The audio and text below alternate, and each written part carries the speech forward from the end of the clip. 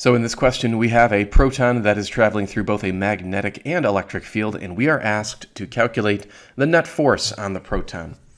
Now, we can begin by saying that the net force acting on the proton would simply be the sum of the electric force and the magnetic force, both of which are acting on the proton.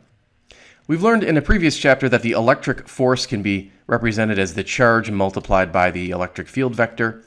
And then in this chapter, we're learning that the magnetic force acting on a charged particle, such as a proton, is the charge multiplied by the cross product between the velocity and the magnetic field. Now, if we look at this setup carefully, we can see that we have a common factor here. We have charge, so we can factor that out, and that's going to leave us with the electric field vector plus the vector we will obtain when we cross velocity and magnetic field. And that's going to be our focus next, is to figure out how to cross the velocity with the magnetic field. So it might be worth coming off on the side here to evaluate that. And we may know that when you do a cross product, you're going to have to evaluate the result in the I hat, j hat, and k hat directions, which of course correspond to the x, y, and z directions. And we're going to be crossing the velocity with the magnetic field. Now, whenever you do a cross product, or at least when I do a cross product, I like to set up the following template. So when you do a cross product, you're going to end up with vectors in all three directions. So you're going to have a vector in I hat, j hat, as well as k hat. And it turns out that between I hat and j hat, we're going to be always putting a minus sign, and between the j hat and k hat, we'll be putting a plus sign. More on that in just a moment. That's just a template, and we're going to be filling in the results for I hat, j hat, and k hat. But before we can do that, we have to fill in this little chart. So if we go back to the question, we can see that the velocity vector is 2,000 meters per second j hat. So we'll come over here in j hat and put 2,000 meters per second. That implies that the other components are both 0. The magnetic field is negative 2.5 millitesla, and that's in the I hat or x direction. So we're going to go over to the I hat and do negative 2.5. Now it is in millitesla, so we'll have to multiply that by 10 to the negative 3, and that will give us in Tesla. The j hat is 0, and the k hat is also 0. Now, to fill in this template that we've written down here below, for the I hat, what we're going to do is we're actually going to go to our little chart here, and we're going to cover up the I hat like so. And then what's left is j hat and k hat. And what you do is you basically do what we call a determinant, and it's very simple. You begin by multiplying diagonally this way. And of course, 2,000 times 0 would give me 0. And then you multiply diagonally the other way, and that is 0 times 0, which is also 0. And then whatever those two results are, you subtract them. So in this case, 0 minus 0 is going to leave us with just 0. So we can fill in 0 right here for the I hat. Now we can turn to j hat. And when evaluating the j hat, we're going to cover up everything that is located in the j hat and then do the determinant again. So we'll cross multiply that way. 0 times 0 is 0. And then cross multiply that way. And that's also going to give us 0. So we'll end up with 0 minus 0 for j hat, which of course is just 0. Finally, for k hat, we're going to cover up that k hat section of our column, and then we'll do the cross multiplying. So we'll have 0 times 0, which indeed is 0, and then you're going to have negative 2.5 times 10 to the negative 3 multiplied by 2,000. When you have that, or when you compute that, you'll get negative 5. And then you'll subtract these results, so be careful here.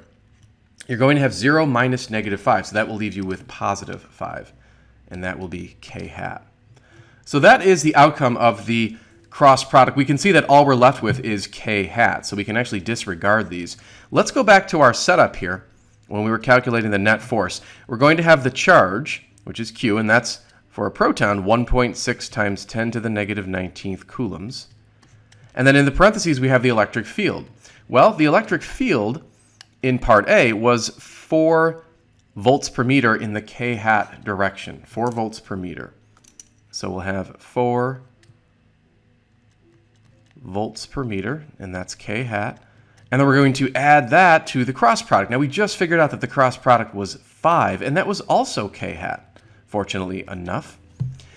And the units there, we multiplied Tesla by meters per second, but it's going to be the same units as the electric field, so that's going to be volts per meter. So we can actually add the inside of the parentheses because they're both k hat. So that's going to give us 9, and then we'll multiply by the 1.6 times 10 to the negative 19th, and you end up with a net force of 1.44 times 10 to the negative 18th newtons. So this would be the correct answer to part A, and note that the direction, of course, is still k hat. So we don't want to forget that. So that would be our final answer for part A. So we can move on to part B, and in part B it's almost the same thing, except this time the electric field is negative 4 volts per meter k hat. So we're actually going to skip a little bit of the work for part B because we've done the required work in part A. So we'll set up the net force, and once again we have the charge factored out. It'll be the electric field plus the cross product between the velocity and the magnetic field. We'll go ahead and we'll fill in the value for Q here. This is 1.6 times 10 to the negative 19th coulombs. The electric field has now switched to negative 4 volts per meter, k hat. And then we're going to add to that the same cross product 5 volts per meter, k hat. So we'll punch this into our calculator. If we add the inside, we just get 1. So actually, we don't need a calculator because this is just 1.6 times 10 to the negative 19th newtons. This is still k hat. And this would be the correct answer to part B. Part C is a little more irksome because in this case, we have 4 volts per meter, but this is now in the I hat direction. We'll come down here and we'll get this set up for part C. So now we're going to have the net force. We'll just factor out the Q again.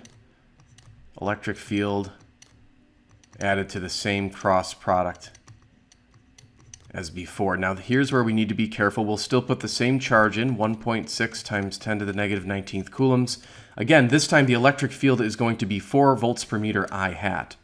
So we'll have 4 volts per meter I hat, and then we're going to add that to the cross product, which was the 5 volts per meter k hat. Now because these are different directions, one's I hat, the other is k hat, we cannot add them together, so be careful there. You're just going to have to distribute this charge, and so your net force is going to be in 2 different directions. So if we multiply the 1.6 times 10 to the negative 19th by the 4, we're going to get 6.4 times 10 to the negative 19th newtons. This will be I hat.